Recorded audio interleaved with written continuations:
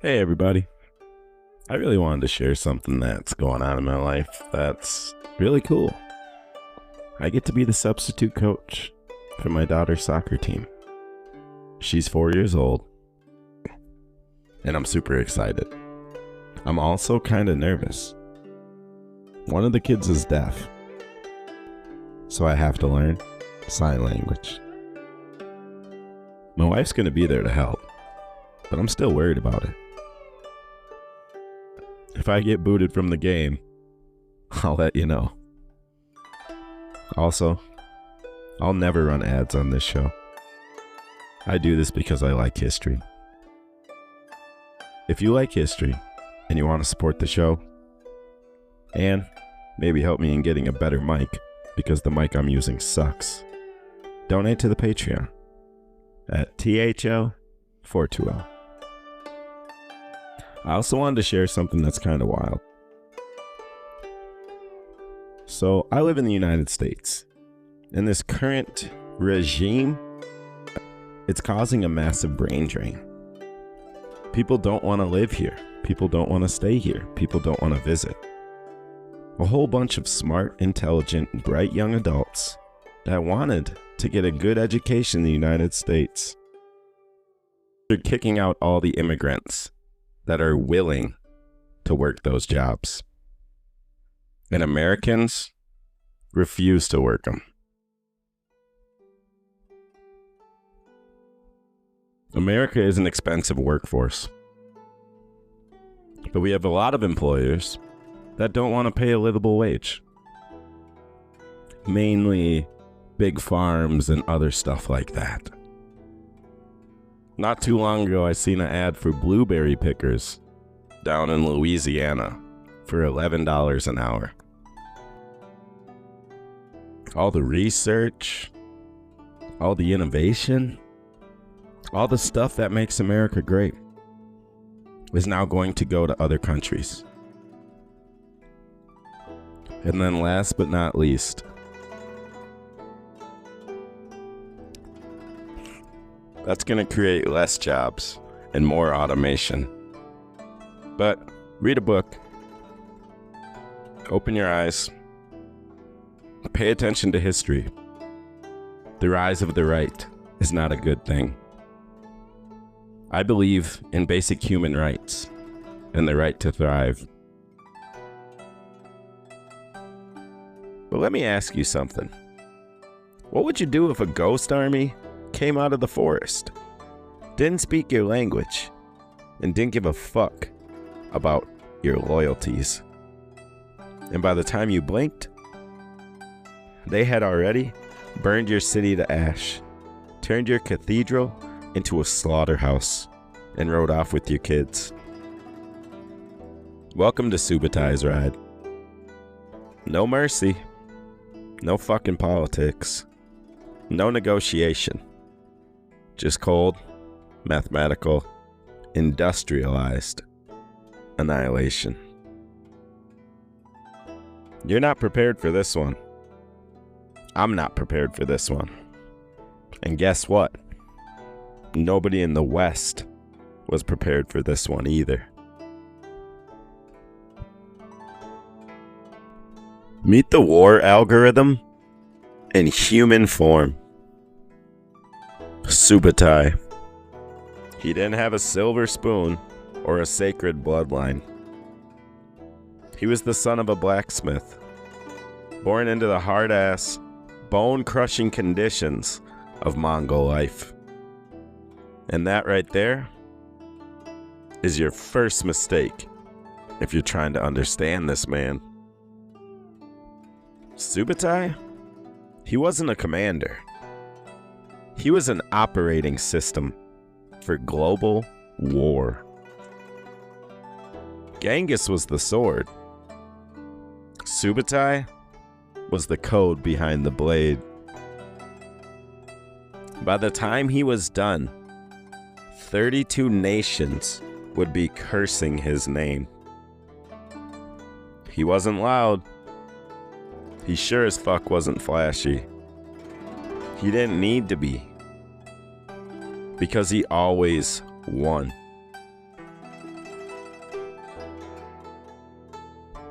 Imagine if Call of Duty and Total War had a baby with ADHD and a cocaine addiction. You think we're advanced now? Drones, AI, GPS-guided bombs.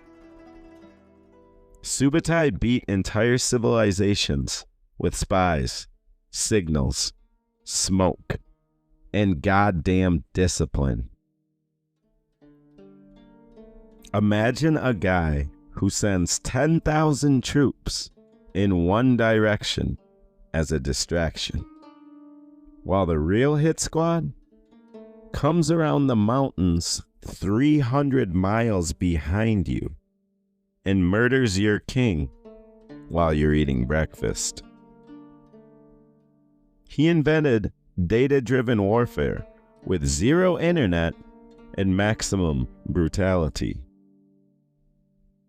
This dude coordinated attacks across thousands of miles using runners and flags.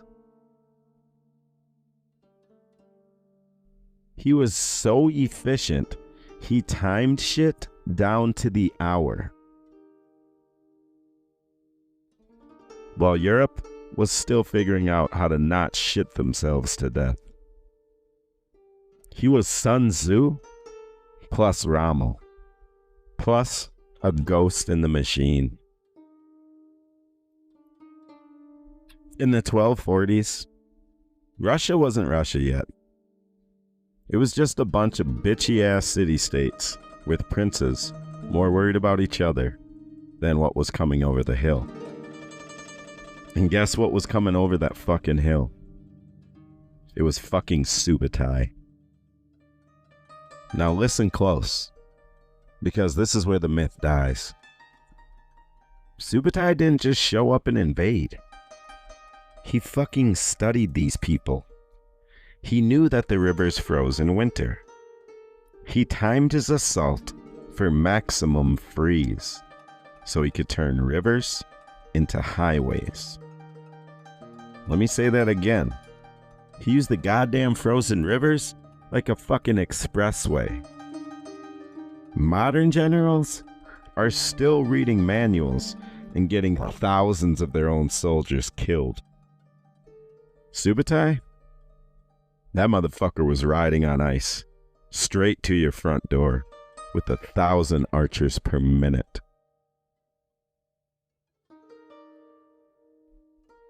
You thought propaganda was a modern thing? Subadai sent ghost detachments to attack villages before the main force even showed up. He wanted people to think that there were 10 times more Mongols than there really were. But wait, Colin, weren't the Mongols just some dudes with a horse fetish and bows? Nah, shut the fuck up. These fucking dudes invented terror as a science. They wanted rumors. They wanted you to piss yourself.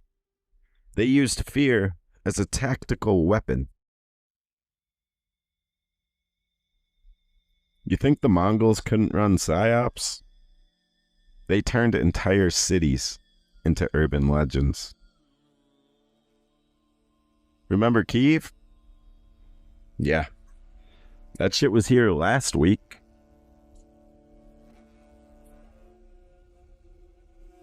You ever watch the Game of Thrones and think, man, that red wedding was harsh as fuck.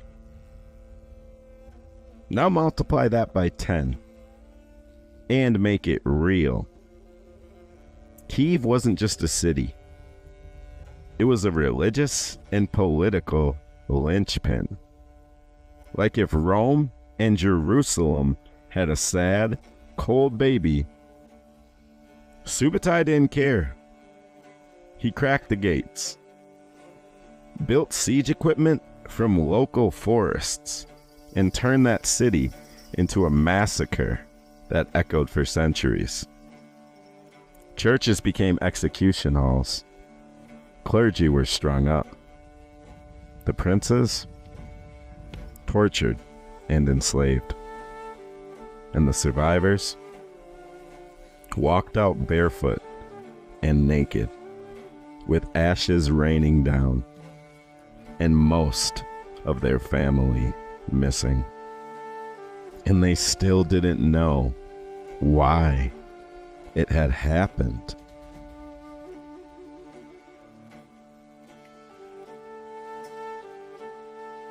While Subadai was ripping through Eastern Europe on bath salts, he wasn't acting alone. Ogadai Khan, Genghis's son, and the Mongol emperor at the time, was bankrolling this with one thing on his mind: make the West blink. They weren't just conquering for land. They wanted to map the world by fire. And here's the part that's a mindfuck.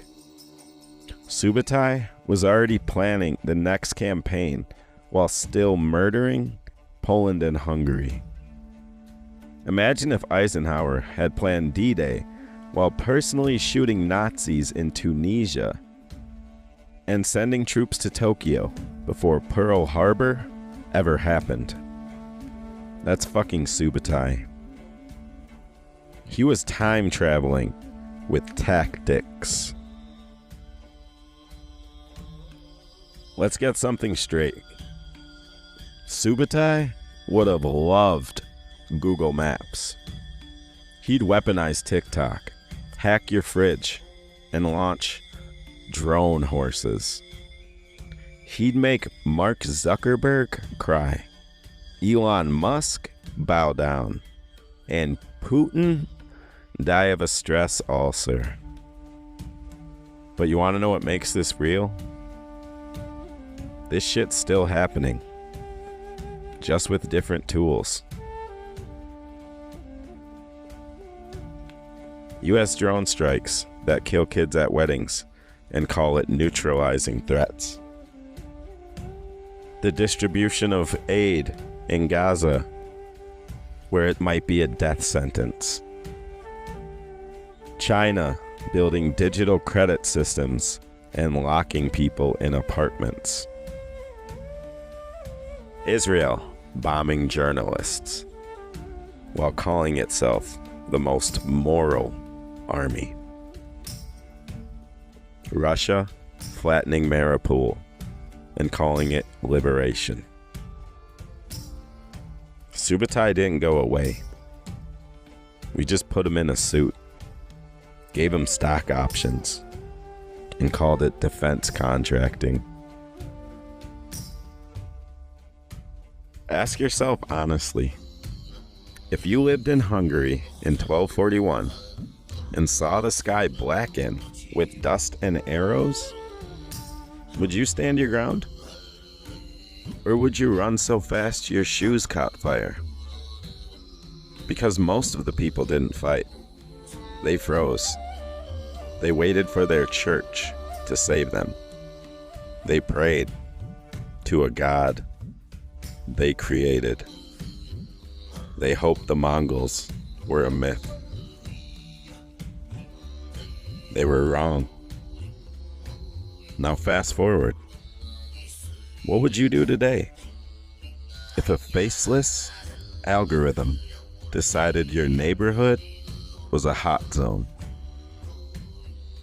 Your bank account froze because you donated to the wrong cause.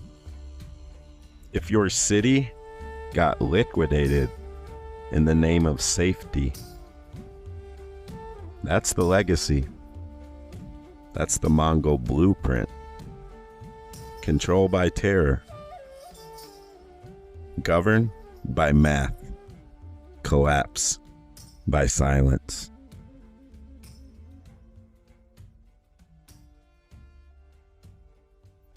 That concludes part 4.1. Because you can't do Subadai in one episode, in one part. He deserves his own podcast. This dude is a genius. And some would call him the harbinger of death. If you guys want to support the show, slide over to the Patreon. All right. Take care.